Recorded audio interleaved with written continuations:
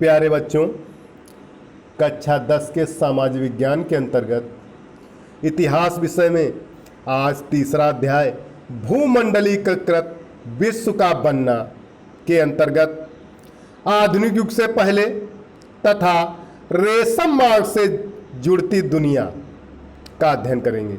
देखिए, भूमंडलीकृत विश्व का बनना आधुनिक युग से पहले। वैश्वीकरण अर्थव्यवस्था का अर्थ है कि विश्व की समस्त व्यापारिक क्रियाएं मुक्त रूप से एक स्थान से दूसरे स्थान पर अपनी गतिविधियों का संचालन कर सकें।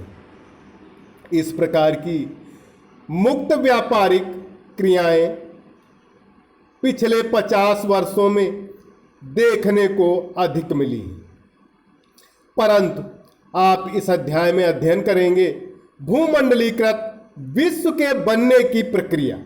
व्यापार का, रोजगार की तलाश में एक स्थान से दूसरे स्थान पर जाते नागरिकों का, पूंजी व बहुत सी वस्तुओं की वैश्विक आवाजाही का एक लंबा इतिहास रहा है।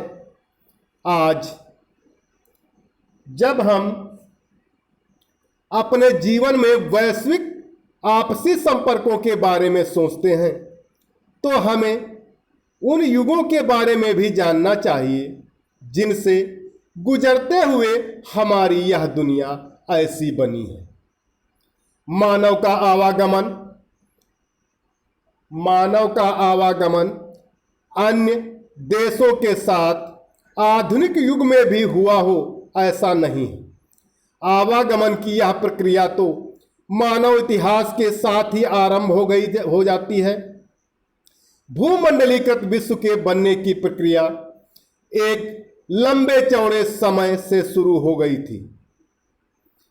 प्राचीन काल से ही यात्री, व्यापारी, पुजारी और तीर्थयात्री ज्ञान, अवसरों और आध्यात्मिक शांति के लिए या उत्पीड़न, यातनापूर्ण जीवन से बचने के लिए दूर दूर की यात्राओं पर जाते रहे।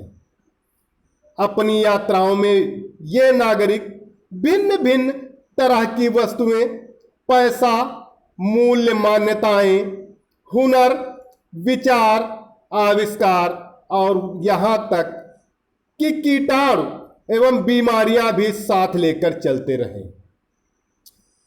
3000 ईसा पूर्व में समुद्र तटों पर होने वाले व्यापार के माध्यम से सिंधु घाटी की सभ्यता उस क्षेत्र से जुड़ी थी जिसे हम आज पश्चिमी एशिया के नाम से जानते हैं। हजारों वर्षों से भी अधिक समय में से मालदीव के समुद्री में पाए जाने वाली कौड़ियां चीन तथा पूर्वी अफ्रीका तक पहुंचती रहीं। कौड़ियां कहां पाई जाती थी? समुद्र में पाई जाती थी, जो पैसे तथा मुद्रा के रूप में भी प्रयोग की जाती थी।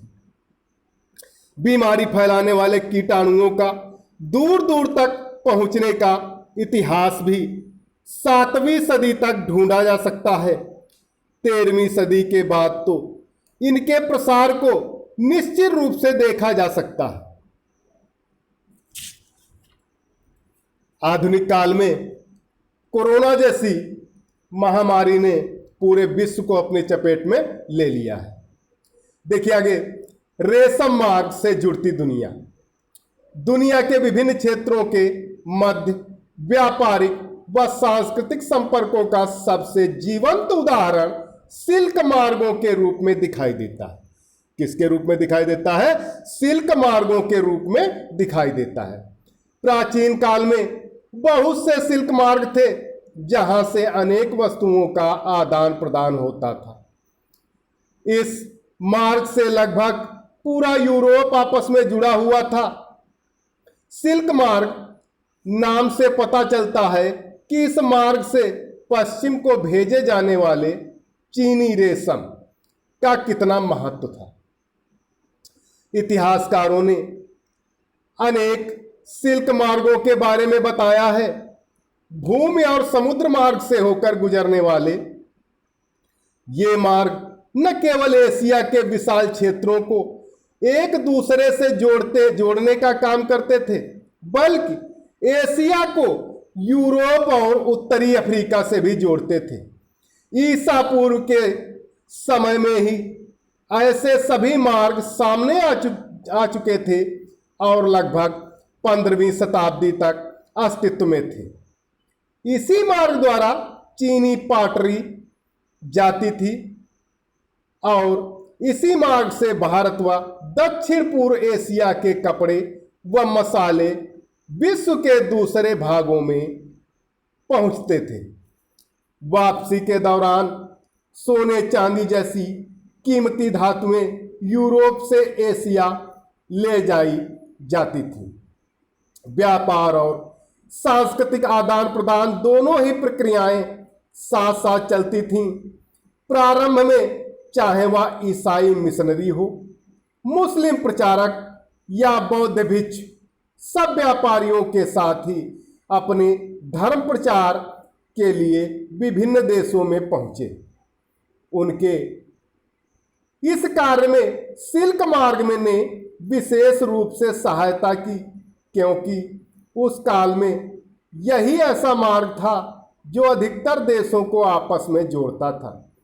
इससे भी बहुत पहले पूर्वी भारत में उपजा बौद्ध सिल्क मार्ग की विविध शाखाओं से ही अनेक दिशाओं में फैल चुका था। तो प्यारे बच्चों, आज के लिए इस वीडियो में इतना ही। सभी विद्यार्थी इसे ध्यानपूर्वक पढ़ें तथा होमवर्क वाले ग्रुप पर इसे अपनी भाषा में लिखकर ग्रुप पर अवश्य डालें।